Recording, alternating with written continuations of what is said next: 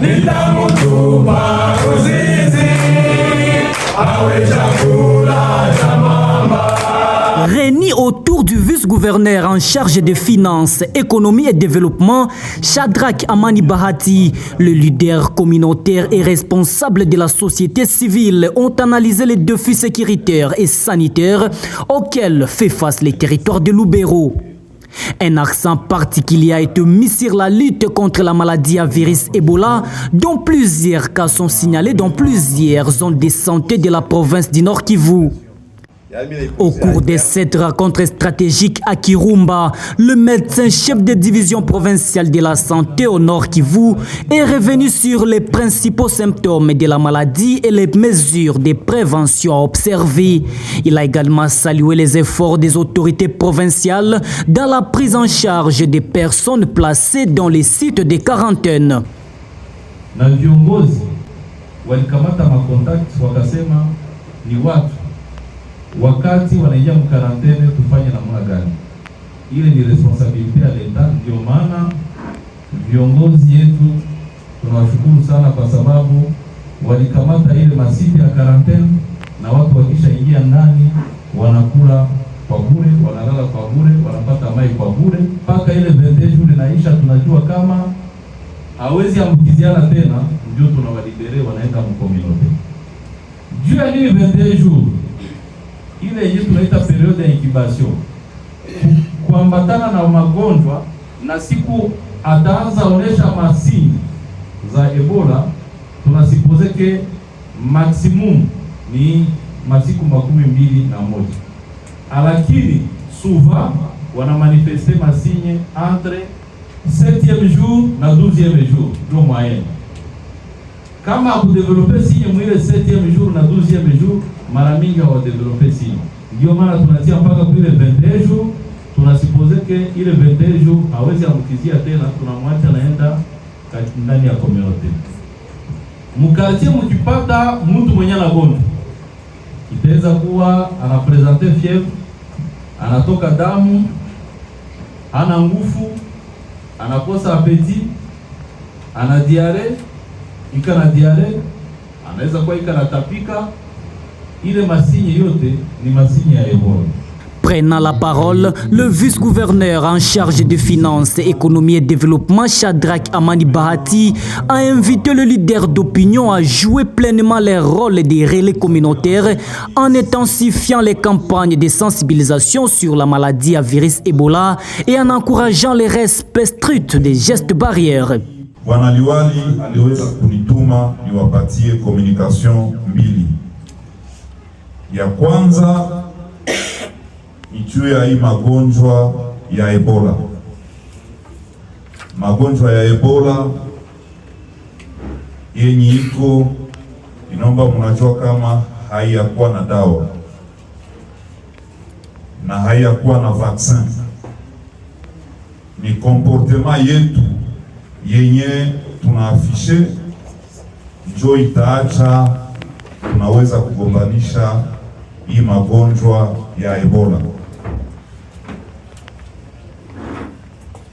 Reunion zote ambazo tumekwisha kufanya ikuwe ndani ya zone de santé ya Kaina, kama vile ndani ya zone de santé ya Limbongo, paske jana tulishinda Kitumbiro, tunaona kungali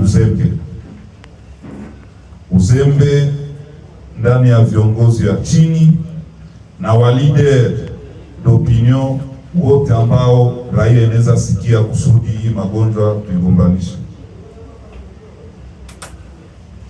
Ndio kwa maana Liwali alinituma niwaambie kama ni nyinyi viongozi ndio mtasaidia kusudi magonjwa iweze kuisha.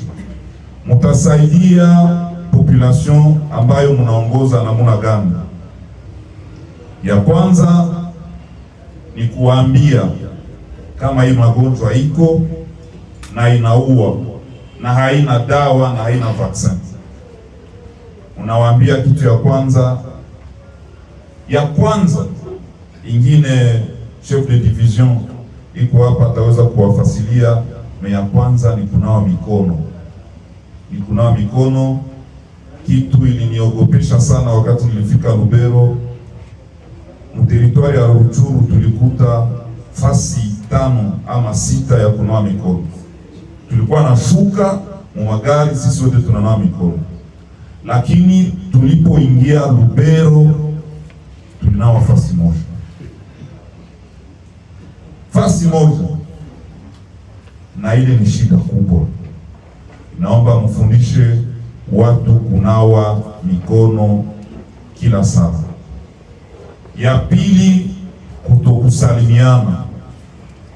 Ukatuona vile tuko nasalimiana, mimi na Rwanda tuko tunafanya,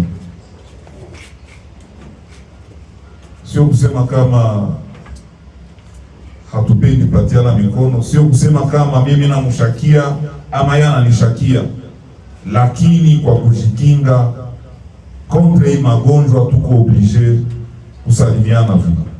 Un message favorable accueilli par le participant. Les leaders d'opinion promis de renforcer à leur tour la sensibilisation au sein des communautés afin de prévenir toute propagation de la maladie.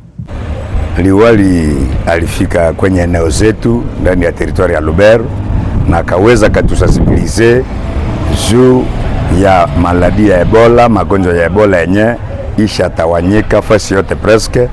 Alors, kushie ba leader locaux, shie ba chef coutumier, na ba chef de localité, ba chef de groupement, na ba autorité de base, tumekamata engagement ya kusupport government kwa kuweza kusensibiliser population juu waweze kunawa mikono, waache kusalimiana na mikono, waweze kujiepusha na magonjwa.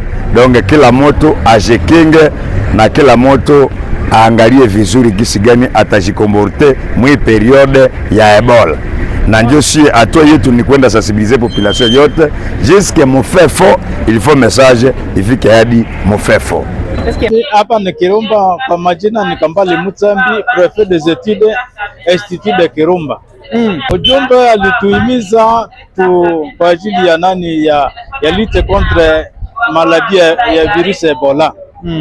Ametuarifu mzuri, mipango yenye amekamata ni ya mzuri zaidi, kwa sababu amesema kwamba kukata ile chaîne ya transmission ni kunawa mikono na vile vile kukinga population kwa ile magonjwa ni kukata communication entre kwenye mazone yenye kwa affecte comme Grand Nord Kivu. Sasa wapasaji wasikuwe tena nafanya msafara ovyo. Tutahimiza wa population zaidi sana, kwa sisi walimu tumetambua ya kwamba watoto ambao tunachunga tutawahimiza wakuwe na nawa mikono na sabuni kila mara kwa kuamuka na kutembea mitaani. Nafaa kila mtu ajizuize kunawa mikono, itasaidia sana kutukinga kwa ajili ya ya magonjwa ya Ebola. Ameongea mambo ambayo imetufurahisha, sababu inaonyesha ya kwamba anapenda population ya kwake. Ongea kuhusu hewa ambayo tunaishi ya leo ya magonjwa ya Ebola, kama watu wanaweza jikomporte namna gani kwa ajili ya kujikinga na hayo magonjwa, na ile kitu imeonyesha kabisa ya kwamba anashughulika juu ya raia wa kwake.